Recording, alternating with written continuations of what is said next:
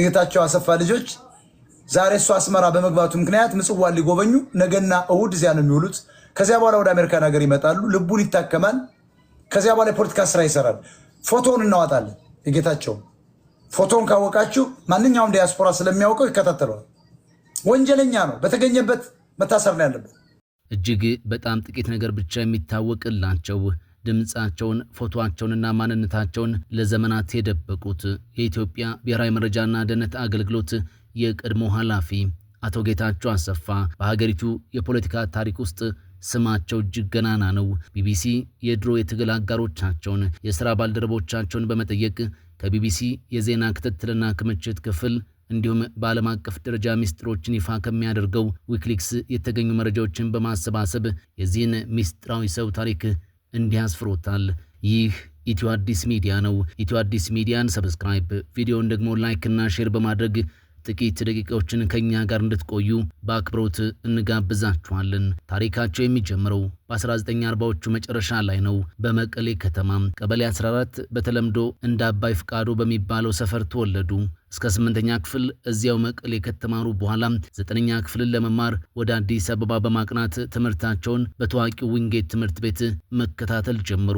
ይህ በቅርብ የሚያውቋቸው የሥራ ባልደረቦቻቸው የመሰከሩት እውነት ነው። ነገር ግን ከዚህ የልጅነት ታሪክ በስተጀርባ ያለው የስልጣን ዘመን በክሶችና በከባድ ውንጀላዎች የተሞላ እንደነበር ይታወቃል። ህዳር 3 ቀን 2011 ዓ.ም ያንን መላ ሀገሪቱን ያናወጠውን የሰኔ 16ቱን የጠቅላይ ሚኒስትር አብይ አህመድ ሰልፍ የነበረውን የቦምብ ፍንዳታ በማስመልከት የፌዴራል ጠቅላይ አቃቢ ሕግ አቶ ብርሃኑ ጸጋዬ ይፋዊ መግለጫ ሰጡ።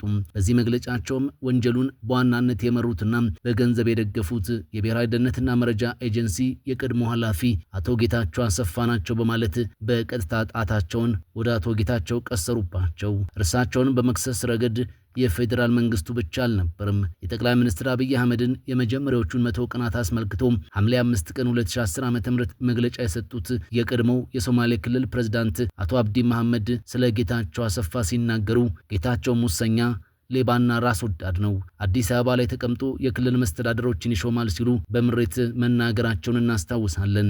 ይህ ውንጀላ የሀገር ውስጥ ብቻ አልነበረም።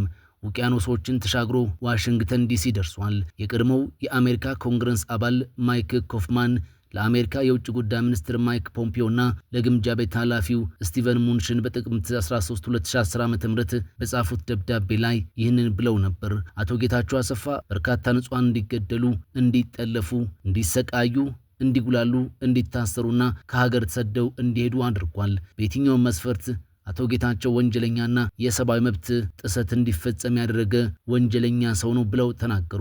ነገር ግን አቶ ጌታቸው አሰፋ በዝምታ ውስጥ ሆነው ከዓለም አቀፍ ዲፕሎማቶች ጋር ምን ይነጋገሩ ነበር? በራሳቸው አንደበትስ ምን አሉ?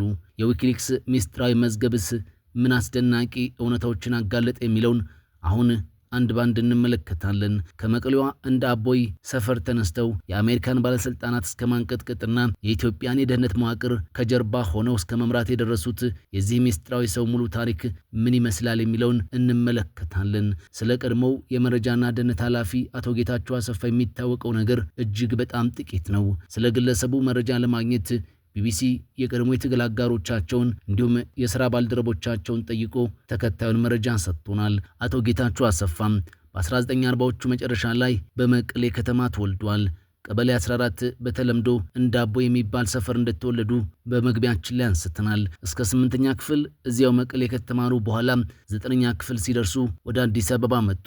ትምህርታቸውን በዊንጌት ትምህርት ቤት መከታተልም ጀመሩ። እርሳቸውን በቅርብ የሚያውቋቸው የሥራ ባልደረቦቻቸው ይህንን እውነት ይናገራሉ። ህዳር 3 ቀን 2011 ዓ.ም የሰኔ 16ቱ የቦምብ ፍንዳታን በማስመልከት የፌዴራል ጠቅላይ አቃቢ ሕግ አቶ ብርሃኑ ጸጋዬ ወንጀሉን በዋናነት የመሩትና በገንዘብ የደገፉት የብሔራዊ ደህንነትና መረጃ ኤጀንሲ የቀድሞ ኃላፊ አቶ ጌታቸው አሰፋ ናቸው ብለዋል። አቶ አብዲ መሐመድ የሶማሌ ክልል ፕሬዝዳንት ሆነው ሳሉ የጠቅላይ ሚኒስትር አብይ አህመድን የመጀመሪያዎችን 100 ቀናት አስመልክቶ ሐምሌ 5 ቀን 2010 ዓ.ም በሰጡት መግለጫ ላይ ስለ አቶ ጌታቸው አሰፋ ሙሰኝነት፣ ሌባ መሆን እንዲሁም ራስ ወዳድ መሆን መናገራቸው ይታወቃል። አዲስ አበባ ላይ ተቀምጦ የክልል መስተዳድሮችንም እንዳሻው እንደሚሾም ተናግረው ነበር። አቶ ጌታቸው አሰፋ በርካታ ንጹሃን እንዲገደሉ፣ እንዲጠፉና እንዲሰቃዩም በማድረግ ይከሰሳል። በየትኛውም መስፈርት አቶ ጌታቸው ወንጀለኛና የሰብአዊ መብት ጣሽ ተደርጎም በዓለም አቀፍ የመብት ተሟጋቾች ሳይቀር ስሙ ይነሳል።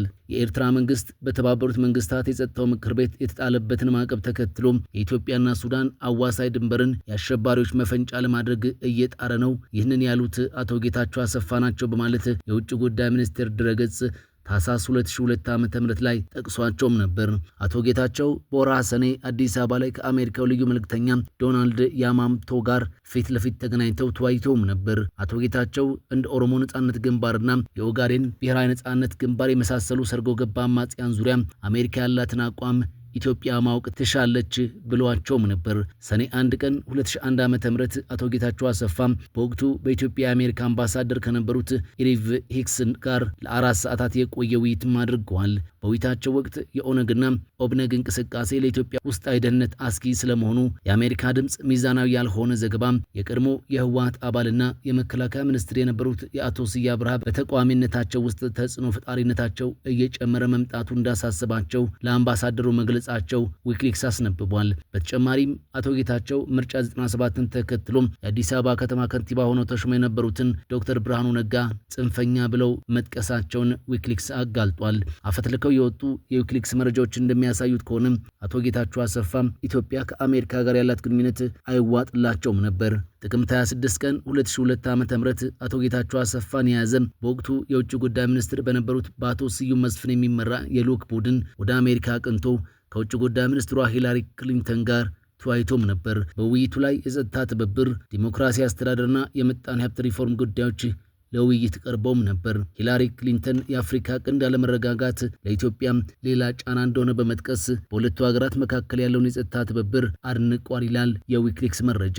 ሂላሪ ክሊንተን ወደ ዋሽንግተን ዲሲ ላቀነው የኢትዮጵያ ልዑክ የኢትዮጵያ መንግስት ለሶማሊያ ጸጥታ አስከባሪ ኃይሎች ስልጠናዎችን እንዲሰጥና ለሶማሊያ የሽግግር መንግስት የማይቋረጥ ድጋፍ እንድትሰጥ አሳስቧል ይላል ዊኪሊክስ ያጋለጠው ድብቅ መረጃ።